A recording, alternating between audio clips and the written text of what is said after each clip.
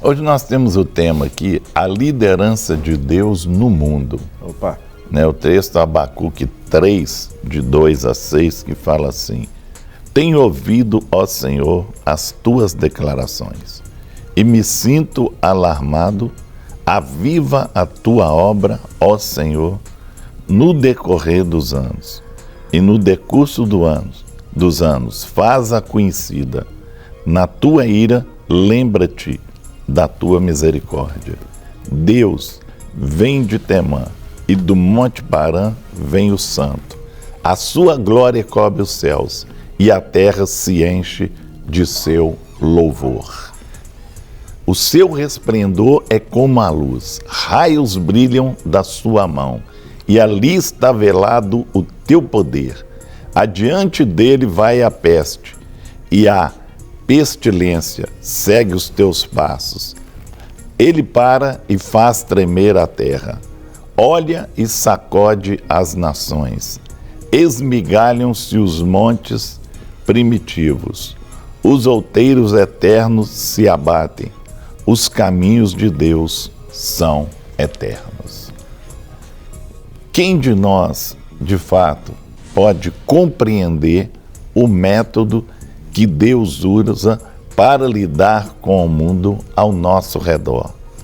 Ele é verdadeiramente o líder absoluto que controla os acontecimentos humanos. Abacuque mostra como Deus influencia as nações para cumprir a sua vontade. Consideramos seus métodos de influência.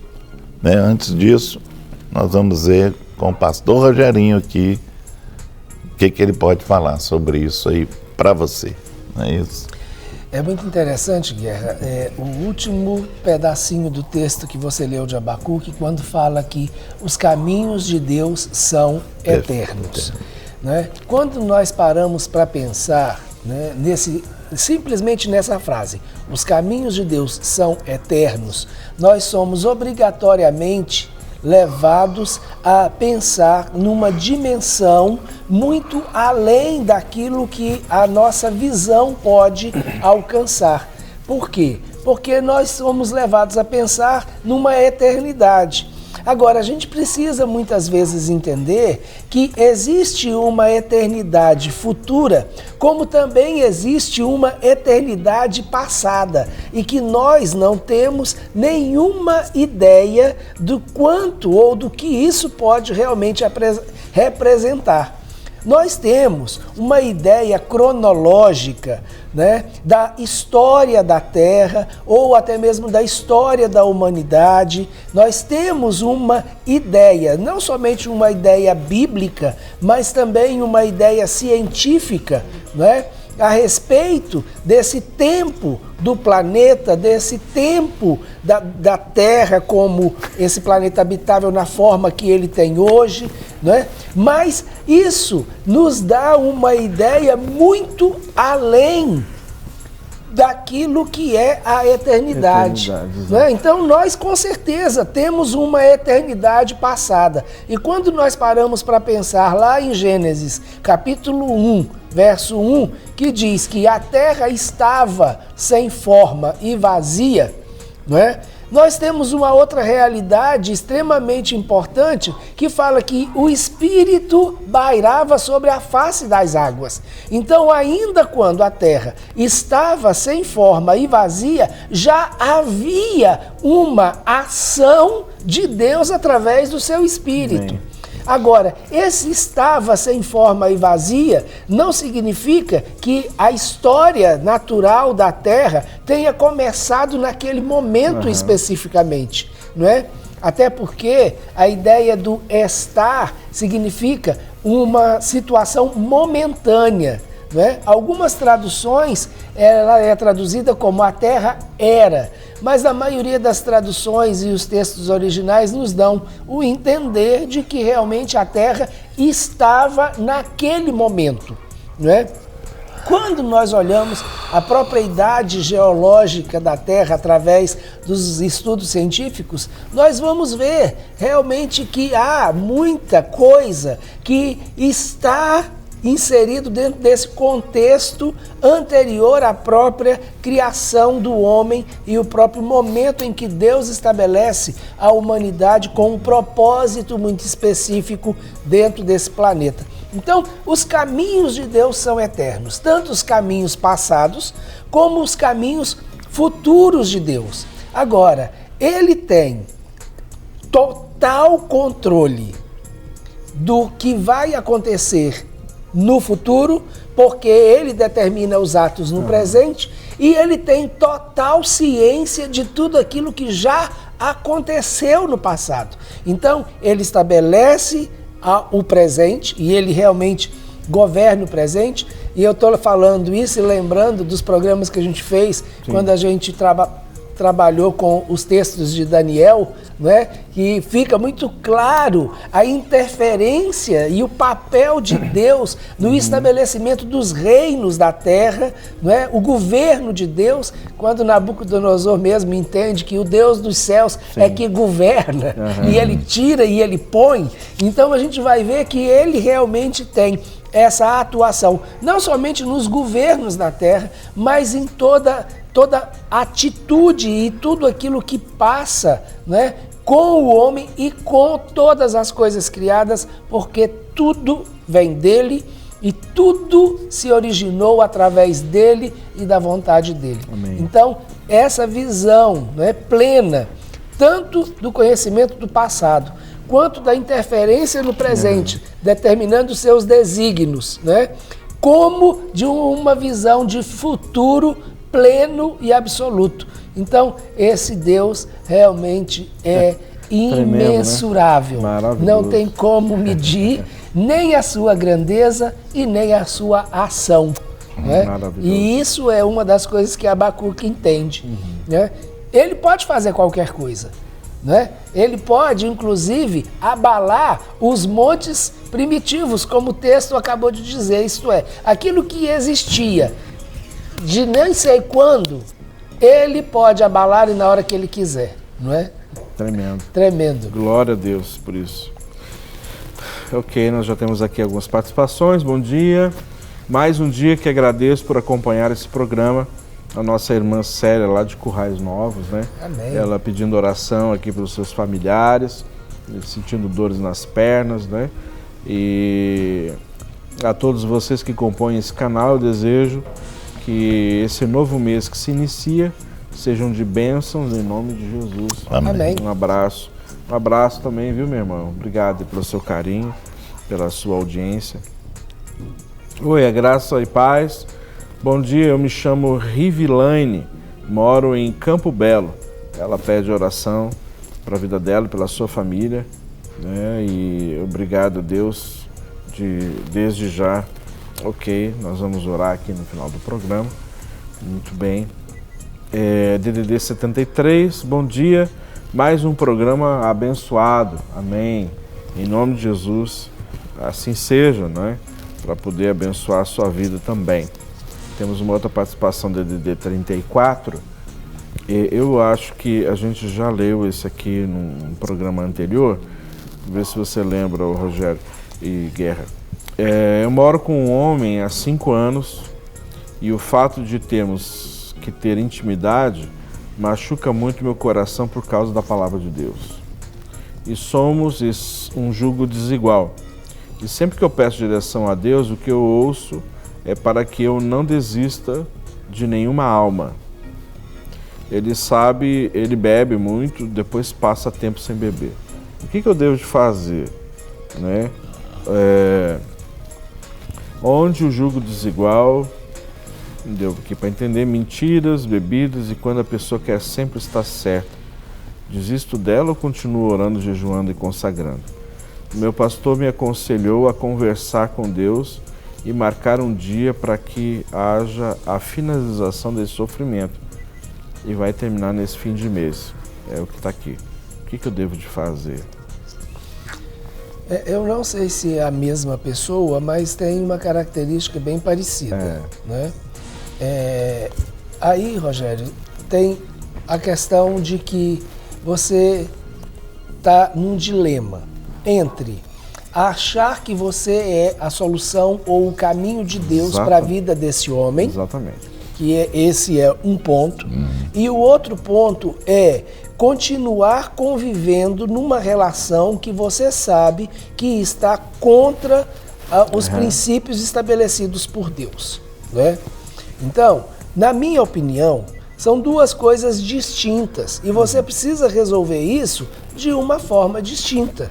Né? Uma é você decidir servir a Deus com fidelidade a Deus, baseado nos princípios de Deus, ainda que isso implique separar desse homem que você vive durante 5 anos. Exato. Então, esse é o primeiro ponto.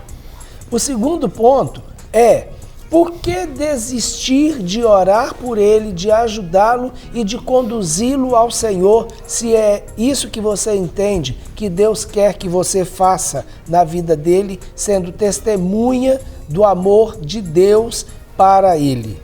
Agora, eu entendo que se você tomar uma posição realmente importante em relação a Deus, isso pode falar muito mais para ele da sua fidelidade com Deus e do compromisso de Deus com você do que você ficar tentando consertar as coisas e trazer isso para o seu controle. Não é? Então, abra mão desse controle, obedeça a Deus e continue na posição que Deus te colocou em relação à vida dessa pessoa, mas sem quebrar os princípios de Deus. Porque uma coisa assim, você pode se preocupar e ajudar essa alma sem estar vivendo num jugo desigual. É isso que nós estamos querendo dizer, entende? Você está vivendo em pecado. Em pecado. Então você pode ajudá-lo, orar por ele, não é? Sem ter envolvimento, não é? Sexual, sem estar aí quebrando esse princípio tão importante na sua vida da santidade, né? Então, basicamente é isso. Até mesmo, Rogério, o próprio testemunho dela como filha de Deus é quebrado por ela estar em pecado junto com ele e ele saber disso. Exatamente. Então, o que você está comunicando a ele é que você não leva o seu Deus a sério. Essa é a comunicação que você tem dado para ele, não é? Porque se você levasse o seu Deus a sério, você não estaria fazendo aquilo, não estaria tendo um comportamento que você sabe que é pecado. E ele também sabe porque ele não é bobo. Claro. Temos mais uma participação. Preciso de oração. Sou evangélico, mas estou fraco na fé. É o Altemar, DDD 31. Ok, Altemar. E todos vocês, queridos, que têm encaminhado a nós seus pedidos de oração, nós sempre temos orado aqui no final do programa, mas eu quero lembrar a vocês que dentro da nossa igreja existe um ministério específico nessa área, não é? Que é o telefone da paz, que funciona 24 horas, não é? Que você pode ligar a qualquer horário pedindo uma oração, uma palavra, né, de Deus, e sempre tem ali os conselheiros e conselheiras sempre prontos para poder ajudar você, não é? Nosso telefone aí é o 31 3429 9550 e você pode, não é, acessar a qualquer momento, qualquer circunstância que esteja vivendo, você pode ligar, independente do horário, não é? E você com certeza vai ser ouvido e vai receber uma palavra do Senhor, né? Olha, nós temos aqui, ele às vezes exerce sua influência restritiva. Desta maneira, ele impede que as pessoas façam o que estão naturalmente inclinadas a fazer, né? Então, na questão aí, Deus vai restringir, né, a situação desta pessoa para que ela não chegue aonde, igual fez com a Torre de Babel, né? Sim. Cortou lá e falou, vocês não vão além do que vocês estão querendo ir, né? Já foram altos demais, né? Demais. Então, vai, né? É muito interessante porque muitas vezes essa influência restritiva de Deus é realmente quando ele chega e fala, para, daqui para frente não, ou chega, ou isso eu não aceito mais. Exato. Né? E aí nós vamos entender, na maioria das vezes, quando Deus faz isso com a gente fica meio mimimi. Não é verdade? A gente fica beicinho. Por que não? Não é? Porque nós estamos inclinados a fazer aquilo. Não é? E de repente, mesmo estando inclinados a fazer, isto é, já estamos com a nossa vontade completamente dominada e contaminada, sim, não é? Aí Deus vem e coloca uma restrição e fala, não, não é para fazer. Agora, é um processo muitas vezes traumático. Eu passei por essa experiência alguns anos atrás e realmente eu não entendi o que é que Deus estava fazendo naquele momento, mas Ele literalmente me disse, não é para fazer, e Ele usou a minha mãe para dizer isso para mim. E ela disse de uma maneira muito clara, não faça. E eu parei, pensei, avaliei e falei, eu não posso fazer. Entendi naquele momento que Deus estava usando a minha mãe. Em obediência à minha mãe eu não fiz, mas isso não quis dizer que eu não fosse depois questionar o Senhor. Senhor, e por que o Senhor não me deixou ir? É aquela necessidade que nós temos, né? De saber ter o controle exatamente de todas as coisas. Não, e as coisas estavam tudo encaminhando, né? Só para colocar vocês mais ou menos a par, isso aconteceu numa sexta-feira, finalzinho de tarde. Minha mãe ligou para mim e falou, você está indo viajar? Eu falei, sim mãe, estou indo domingo. Já falei com a senhora, eu estou indo domingo viajar. Ela virou para mim e falou assim, não, você não vai. Eu já estava com tudo pronto, as malas prontas, eu não estava indo ali para a esquina. Eu estava indo para um projeto missionário que ia passar pela África do Sul, por Moçambique, Angola, Índia e Nepal. Então, era uma viagem de aproximadamente 40 dias, tudo pronto. Eu já tinha inclusive autorizado a emissão do bilhete, porque eu ia viajar no domingo. Mala pronta, tudo pronto, e minha mãe vira e fala, você não vai e eu não te abençoo para ir. Aí eu parei, ponderei, liguei para o agente de viagem, já emiti o bilhete, falei, não consegui porque não consegui ainda a aprovação do seu cartão. Falei, então para, não tenta mais, porque eu não vou. Como que você não vai? Falei, não vou. Então isso é claramente Deus agindo exatamente com essa vontade restritiva. Ele te restringe em determinado momento. Tipo, isso não é para você. Nesse momento, não é o que eu quero para você. E aí, você realmente, sem entender, na maioria das vezes a gente não entende quando Deus toma essa atitude com a gente, mas depois, né, isso não quer dizer que você não vai ruminar, né? Vai para a caverna igual eu fui, e o Senhor foi e tratou comigo direitinho. Para receber todas as novidades do canal, inscreva-se e se curtir o vídeo, clique em gostei. Aproveite para acompanhar a Rede Super nas redes sociais.